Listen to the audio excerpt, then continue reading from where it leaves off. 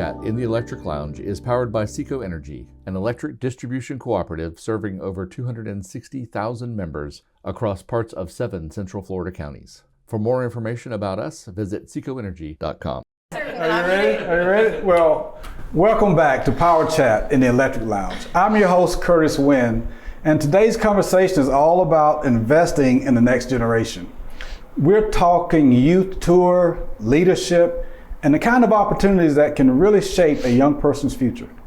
Joining me today is Megan Shaw, who leads our youth tour program here at SECO Energy, along with 2 very impressive young leaders, Jayley Lewis and Lillian Brogan, both of South Sumter High School, who represented SECO Energy as our 2025 Youth Tour Delegates in Washington, D.C. And not only that, they're also recipients of our 2026 scholarships, each receiving $4,000. Welcome to the Electric Lounge. Thank you for having us. This is exciting. Yes, we're very happy to be here. I can't wait. You can't wait? You ready? All right. Well, Megan, let's start with you. I think a lot of people hear youth tour and assume that it's just a trip to DC, but there's actually a whole journey behind it. Would you tell us more about that?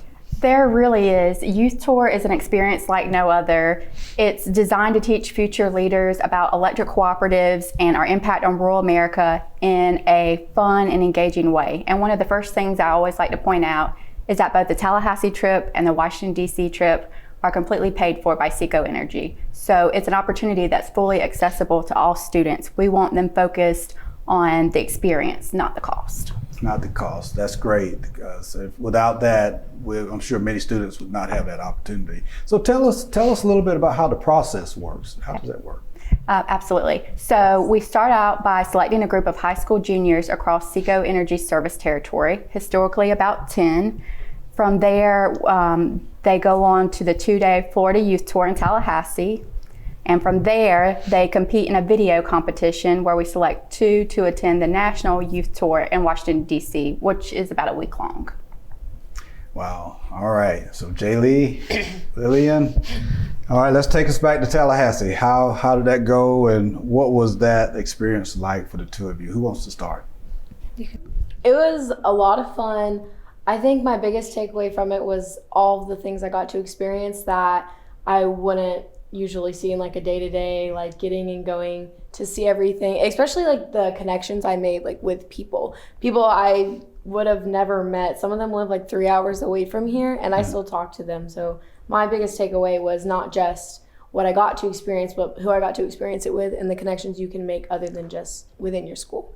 Nice, right. Nice. You're still making those connections, huh? Yes, I still talk to Kai, Tommy. They're all in Tallahassee. Of course, Jayley. Like, we go to school together. We're really good friends. Sure. I'm sure you talk to her a lot, right?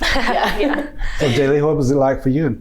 I really enjoyed how hands-on it was, how we got to actually speak to our representatives and see the legislative process behind the scenes, and actually sit in on the House of Representatives as they were debating a bill and just seeing what things were actually like instead of just hearing about it as you usually would.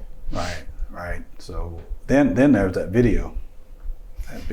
So that's where it's all on the line, the qualifying piece that brought it all together. So you want to tell us about how'd that make you feel? It was very nerve-wracking.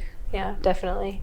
I had to find an app that I could say my speech and have my speech up while I was also talking. And there's not many free apps, so I had to like start a free trial so that I could like record it, and then I had to put it on TikTok to like put in all the pictures because I didn't know how to do it. My mom couldn't help me because she's not very tech savvy. So, but then it was fun, but I definitely took it like 20 times. I would say 20 times. I read it a lot. Yeah. Well, you must have done okay with it because you both made a sizable impression, especially for the folks who were the judges and who made that selection. So you go from Tallahassee to being selected to go to Washington, D.C. as our 2025 delegates. What did that feel like when you first heard that you were selected? What was your reaction to that? I'll let you talk first. Okay. I was very excited. I didn't think that I had a super high chance of being able to go. I just submitted the video with hopes that I might be able to be an alternate or something, but then I actually got selected, and I was very excited that, especially what Ms. Megan said earlier about how it's paid for, because that's something that usually when you get invited to a program, you are expected to pay for it, and knowing that we could go and experience the whole week and meet with people, and it was covered and we didn't have to worry about that. I was very excited for the opportunity. Sure.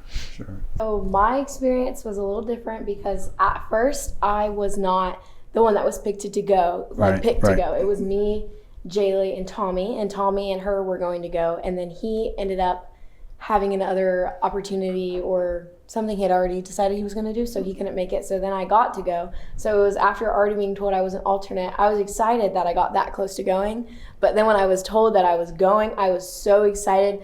I didn't tell anyone I was an alternate. I didn't want anyone to know. I only told Jayley. As soon as I found out that I was going, I called her and I was like, "You're never gonna believe this." I was like, "I'm going." She was like, "You're lying," because we're friends. So like we wanted to go together because we already know each other. Right. So it was really exciting to hear that we were gonna get to go and go together, especially. Wow. So is that both of your first time going to Washington, D.C.? For me, it was. It was my second, but Okay. the last time I had gone, I was really young, so I didn't have a lot of memories. Okay. So what was it like for being in the nation's capital? What was that like for you? A lot.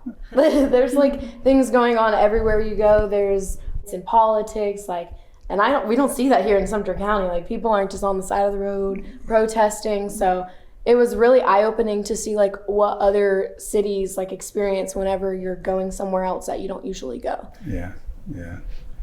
Yeah, I'd also say that there's a lot going on, and just seeing everything close up and personal, and also seeing all of the monuments and museums, that's really cool, especially here in Florida. We have history, but it's not as rich as it is in Washington, D.C., and learning about more of the nation as a whole and seeing the monuments and the sacrifices that people made for our country, and then learning how we can continue that legacy into the future.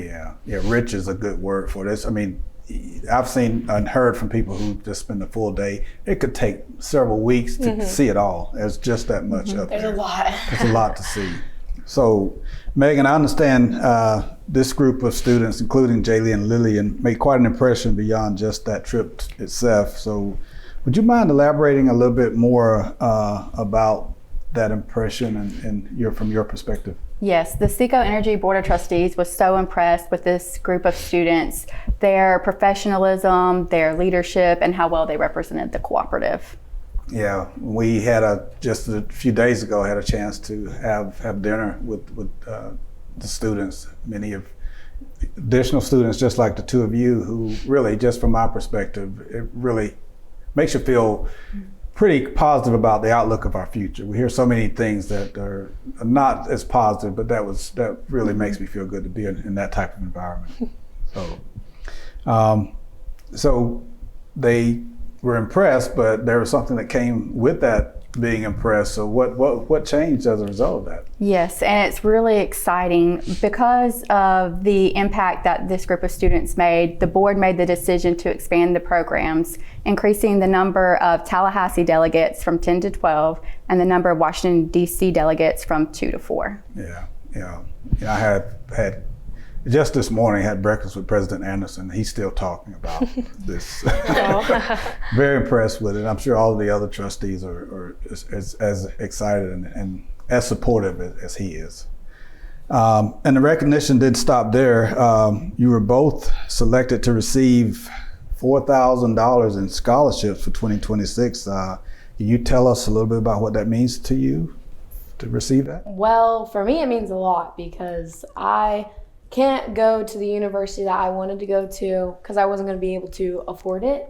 And now I have the opportunity to go there whenever I'm ready because I'm going to stay at Lake Sumter and I can afford all the tuition just from this one scholarship. Wow. And with this, I've gotten other opportunities, being able to add it onto applications, and it looks really good. And I've actually gotten some other scholarships, and I think part of the reason is because of this opportunity I had. So you've been able to leverage that even more, even though that's great. It looks very good. Yeah, it's really nice to have. Like, even if you work all through your high school career, you try to get bright futures, even with that doesn't necessarily cover 100% of tuition. They just average out what all of the universities are. And people don't think about, you have books, you have transportation, you have housing. So some money that might not seem like a lot, it's definitely a lot, and it's going to be helpful for continuing education, especially for my degree, because I require a very expensive laptop for engineering. And so that's something that I didn't think I was going to be able to afford, and the scholarship has helped me toward that. Yeah. Well, bright futures. I'm sure it's to supplement that. So let's talk about future for a second. I just want to put a plug in here because you both have big plans, but I'm going to throw this out there. Now, SECO Energy is a place where you can build a meaningful career. Just say it.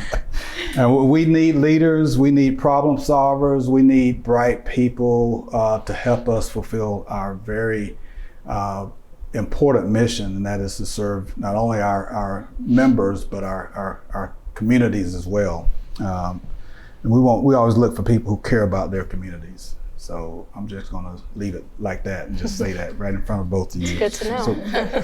So there are folks looking, and you all said you're going to spread the word about this podcast. You're going to have a lot of folks watching it. So what advice do you have for those who may be watching you and might be in a position to emulate what the two of you have done?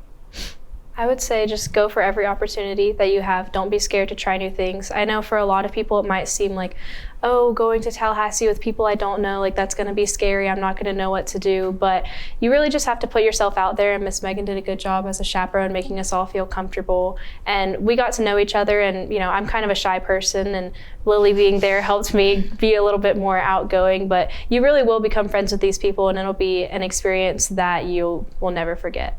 Lillian, what about you? The advice I'd give is to go for the opportunity, even if you think that you might not get it, because you don't really know what people are looking for. So whether you think that you're in the position to fill what they want, that's not up to you. It's the person that's going to review it. So don't put yourself under somebody else. Give yourself the chance to get it. Lillian, Jayley, thank you so much. You all really are impressive, and programs like Youth Tour are so special. It's not just about a trip, it's about growth, opportunity, and opening doors, maybe even doors that lead right back here to SECO Energy. A big thank you to you, Megan, for your leadership with this program. You're doing a tremendous job. The results are speaking for itself and themselves, and we appreciate what you're doing. And to Jayley and Lillian, our outstanding 2025 Youth Tour Delegates and 2026 Scholarship Recipients. And to our listeners, if you know a student who's ready to step up, lead, and explore opportunities like this, and parents or guardians who is a SECO Energy member, please encourage them to apply when the time comes around, because you never know where it might lead. From Tallahassee to Washington, D.C., to college scholarships, internships, and maybe even a career future right here at SECO Energy. Again, I'm Curtis Wynn, and this has been Power Chat in the Electric Lounge.